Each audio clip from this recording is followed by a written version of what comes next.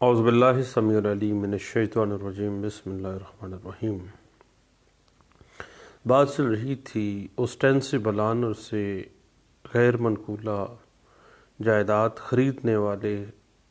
خریدار کے تحفظات۔ قانون اس حوالے سے section 41 transfer of property act 1882 کی طرف اشارہ کرتا ہے کہ اگر section 41 transfer of property act 1882 کی جو بنیادی انگریڈینٹس ہیں ان کو پورا کر کے خواہ ایک خریدار نے اوسٹینسبل آنر سے پراپرٹی کی منتقلی کا معاہدہ کیا ہے اور اس میں حقیقی مالک جو اس پراپرٹی کا ہے اس کی مرضی شامل ہو، اور جو معاہدہ کیا ہے ود کنسیڈریشن ہو، اور خریدار نے نیک نیتی سے معاہدہ پوری چھان بین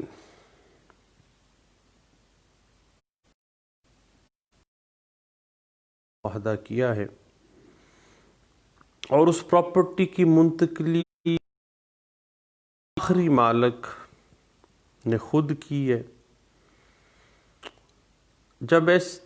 صورتحال میں ایک خریدار کو پراپرٹی منتقل ہو جاتی ہے بذریعہ اوسٹینسبل آنر، اور section 41 transfer of property act 1882 کے تمام لوازمات پورے ہو جاتے ہیں،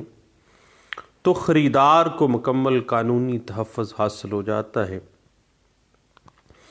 اور قانون قطعی صورت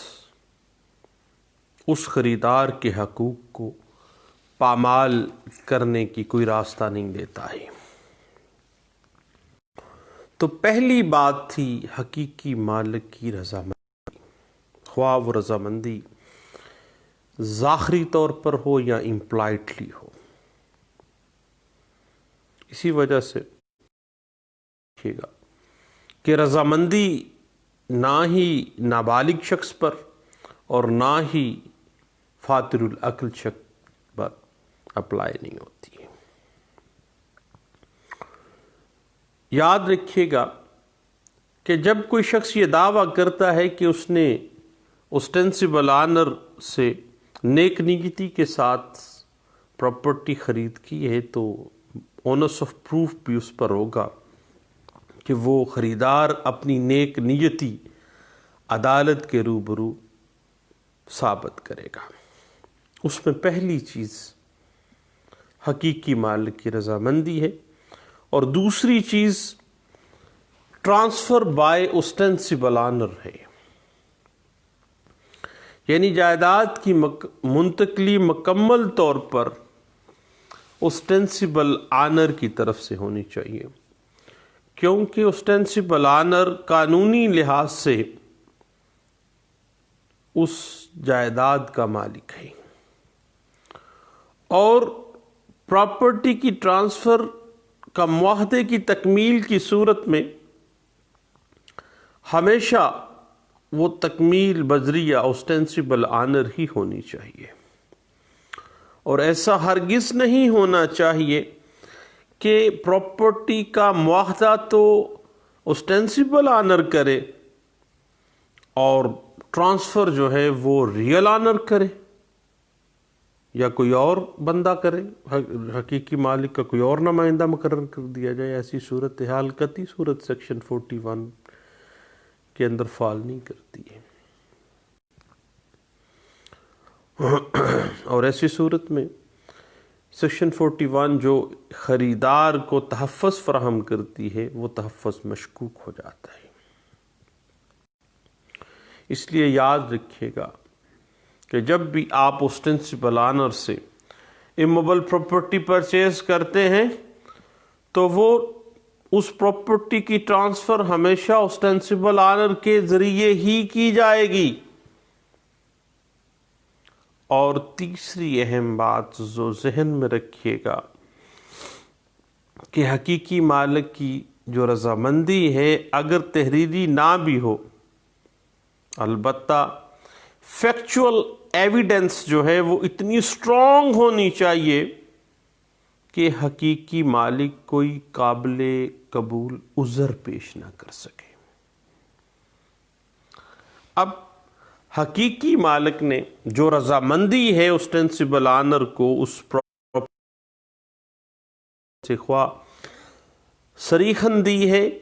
یا ظاہری طور پر دی ہے، تحریراً دی ہے یا غیر تحریری زبانی طور پر دی ہے، اس سے کوئی غرض نہیں ہے، مگر حقیقی مالک کی رضامندی کا کوئی ثبوت ہونا چاہیے تاکہ ایک خریدار چونکہ کنسیڈریشن دے کے پراپرٹی خرید رہا ہے اپنے حقوق کا تحفظ کر سکے۔ اور اگر ایک خریدار کے پاس پراپرٹی کے حقیقی مالک کی رضامندی کا کوئی ثبوت نہیں ہے تو اصل مالک کبھی بھی اوسٹینسبل آنر کو جھٹلا کر جائیداد واپس طلب کرنے کا تقاضا کر سکتا ہے۔ اس وجہ سے section 41 transfer of property act 1882 کے تحت جائیداد کی جو درست منتقلی بذریعہ اوسٹینسبل آنر کو جو ٹرانزیکشن ہے اس کو محفوظ بنانے کے لیے اور ایک خریدار کے تحفظ کے لیے ضروری ہے کہ جو پراپرٹی اوسٹینسبل آنر کے ذریعے خرید کی جا رہی ہے اس پراپرٹی کے اصل مالک کی رضامندی کی بابت کوئی اسٹرانگ فیکچول ایویڈنس جو ہے وہ موجود ہو تاکہ آئندہ کسی بھی مرحلے پر قانونی پیچیدگیوں اور دشواریوں کا سامنا نہ کرنا پڑے۔ خواہ ڈاکٹرائن آف اسٹاپل تو اپلائی ہوگا ہی ہوگا، لیکن پروٹیکشن آف پرچیزر کے لیے ضروری ہے جب اس نے عدالت میں اپنا گڈ فیتھ ثابت کرنی ہے تو اس میں وہ اسٹرانگ ایویڈنس کے ساتھ ثابت کرے گا، مضبوط واقعاتی شہادت کے ذریعے کہ جو اصل مالک ہے وہ اس نے رضامندی دی تھی۔ اس کے بعد چوتھی چیز جو ہے ایک خریدار کے تحفظ کے لیے جو خریدار کسی اوسٹینسبل آنر سے پراپرٹی پرچیز کرتا ہے وہ ہے معقول بدل، ریزنیبل بدل دینا، پیسہ دینا، معقول معاوضہ ادا کرنا۔ صاحب حق ملکیت کی منتقلی کو مؤثر کرنے کے لیے ایسی صورت میں مناسب اور معقول معاوضے کی ادائیگی ایک پرچیزر کی گڈ فیتھ نیک نیتی کا ثبوت ہوتی ہے۔ یاد رکھیے گا، اگر جائیداد کا بدل مناسب ہے، معقول ہے، تو بذات خود خریدار کے جو حقوق ہیں اس پراپرٹی کے، خواہ وہ اوسٹینسبل آنر سے پرچیز کی ہے، وہ محفوظ ہو جاتے ہیں۔ اور مناسب اور معقول معاوضہ ادا کرنے سے ظاہری مالک کے ساتھ ساتھ حقیقی مالک بھی مطمئن ہو جاتا ہے کہ ظاہری مالک نے صحیح سودا کیا اور صحیح طور پر منتقلی کی ہے، اور یہ بات بھی ثابت ہو جاتی ہے کہ خریدار نے درست اور صاف نیت سے یہ سودا کیا اور نیک نیتی کے ساتھ کنسیڈریشن ادا کی۔ لیکن اگر خریدار بدل کی ادائیگی میں ٹال مٹول سے کام لے تو پھر section 41 transfer of property act 1882 اس کو تحفظ فراہم نہیں کرتا ہے۔ اور اس طرح سے جب خریدار کو کوئی تحفظ ریزنیبل کنسیڈریشن کی عدم موجودگی میں ہوتا ہے تو اس کا سارا جو مدعا ہے، جو سارا ذمہ دار ہے، وہ خود خریدار ہے۔ اس لیے صاحب اوسٹینسبل آنر سے جب بھی آپ پراپرٹی پرچیز کریں گے، مناسب منتقلی کے لیے مناسب معاوضے کی بر وقت ادائیگی نہایت ضروری ہے تاکہ آپ اپنی گڈ فیتھ ثابت کر سکیں بطور خریدار کے۔ اس کے بعد پانچویں اہم چیز جو سیکشن 41 واضح کر دیتی ہے، وہ کہتی ہے کہ ٹرانسفر ود گڈ فیتھ، یعنی اوسٹینسبل آنر سے پراپرٹی پرچیز کرنے والا جو خریدار ہے اس کو ہمیشہ اپنے طرز عمل سے یہ ثابت کرنا چاہیے کہ اس نے نیک نیتی سے حق ملکیت اپنے نام منتقل کروایا ہے. یعنی ٹرانسفری جو پرچیزر ہے اس نے ایمانداری سے اپنے پارٹ کو پرفارم کیا ہے، اور اس یقین کے ساتھ کہ اوسٹینسبل آنر ہی ریئل آنر ہے. اگر نیک نیتی کا فقدان ہو تو پھر ریزنیبل کیئر بھی کسی کام کی نہیں ہے، کیونکہ ریزنیبل کیئر ہمیشہ نیک نیتی کے ساتھ مشروط ہوتی ہے. یاد رکھیے گا صاحب کہ جب ایک شخص جو کہ اس نیک نیتی سے قابضانہ پراپرٹی کی انٹائٹلمنٹ خریدتا ہے کہ اس کا بیچنے والا ہی اصل مالک ہے، اور اس حوالے سے تمام جو تحقیق ہے وہ اس بات کا ثبوت دیتی ہے، اور بعد میں اگر یہ چیز واضح ہو جاتی ہے کہ یہ ساری ٹرانسفر اپنی نیک نیتی کے ساتھ خریدار نے کی ہے، تمام انگریڈینٹس جو ہیں section 41 transfer of property act 1882 کے ان کو فلفل کیا ہے، تو پھر خریدار کو تحفظ حاصل ہوگا. اس کے بعد جو چھٹی اہم چیز ہے وہ انکوائری ہے، یعنی خریدار کے لیے ضروری ہے کہ وہ عام سمجھدار آدمی کی طرح آنر کا جو اس پراپرٹی پر استحقاق ہے، حق حقوق ہیں، اس کی تحقیقات کرے. قانون کہتا ہے کیوین ایمٹر، مشتری ہوشیار باش. رجسٹرار ہے یا دوسرے سرکاری کھاتہ جات ہیں، محکمہ مال کے ہیں، جن میں ٹائٹل اندراج ہے، اس کی مناسب احتیاط سے ریزنیبل کیئر کے ساتھ انکوائری کرنا خریدار کی ذمہ داری ہے. اور اگر خریدار نے ریزنیبل کیئر کے ساتھ انکوائری کرنے میں کوئی کوتاہی برتی ہے تو پھر خواہ پراپرٹی اس کے حق میں منتقل ہو گئی ہے،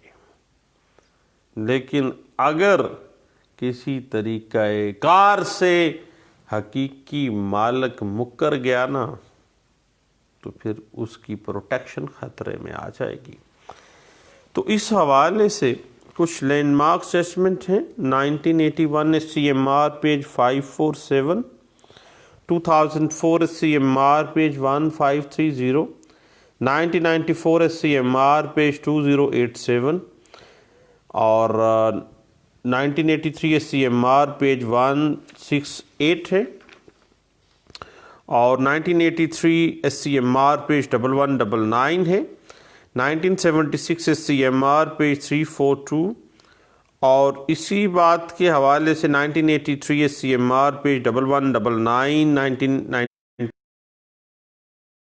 SCMR پیج 2021 ہے. PLD 2003 supreme Court of Pakistan page 899 ہے. PLD 2004 supreme Court of Pakistan page 147، 2002 SCMR page 1507، 2011 SCMR page 1871، 2010 SCMR page 988 اور 2010 SCMR پیج 1871. 2010 SCMR پیج 1871 کے علاوہ 83 SCM PLD 1983 supreme court Pakistan page 53 ہے.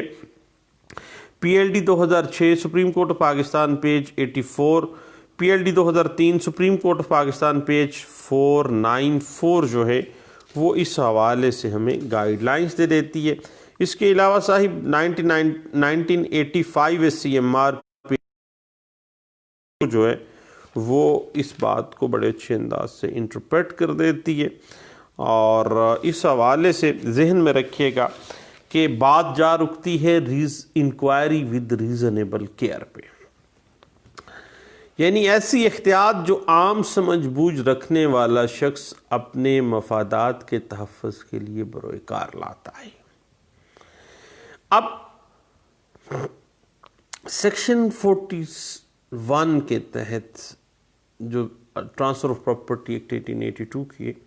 اس کے تحت خریدار کو اس وقت تک تحفظ فراہم نہیں کیا جا سکتا اگر اس نے ریزنیبل کیئر کے ساتھ انکوائری نہ کی ہو. اب یہ نہایت ضروری ہے کہ خریدار صرف محکمہ مال کے رجسٹر پر توکل کر کے نہ بیٹھے، بلکہ تمام طریقہ کار جو ایک ریزنیبل پرسن جب پراپرٹی خریدتا ہے، دیگر تمام مناسب طریقہ کار کو زیر غور لائے، اور اس بابت یاد رکھے گا کہ خریدار کو یہ واضح کرنا پڑے گا کہ اس نے ٹائٹل آف پراپرٹی کی بابت انکوائری ریزنیبل کیئر کے ساتھ کی ہے، اور وہ ایسی شہادت پیش کرے گا کہ ایک عام سمجھ بوجھ رکھنے والے شخص کی طرح اس نے سیلر کے حق ملکیت کے بارے میں تمام تر کوشش صرف کی تھی، تاکہ خود کو اس نے اس بارے میں اطمینان دلا لیا تھا، مطمئن ہو گیا تھا کہ سیلر کو حق ملکیت کے اندر کوئی سکم نہیں ہے، کوئی ڈیفالٹ نہیں ہے اس جو سیلر ہے اس میں. اور یاد رکھیے گا کہ صرف کسی ایسے شخص کے ساتھ معاہدہ بیع کرنا جس کو حق ملکیت حاصل نہیں تھے بے فائدہ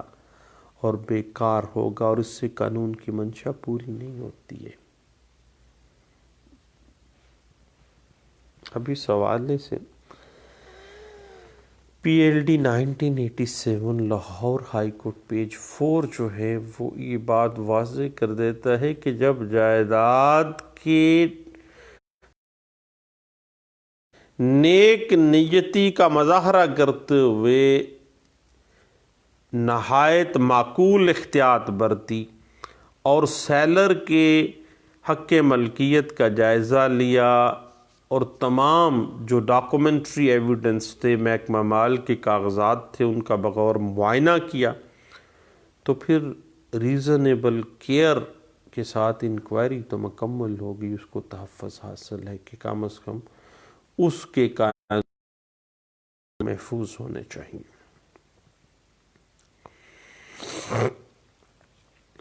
اور اس حوالے سے یاد رکھیے گا کہ یہ تمام معاملات جو ہیں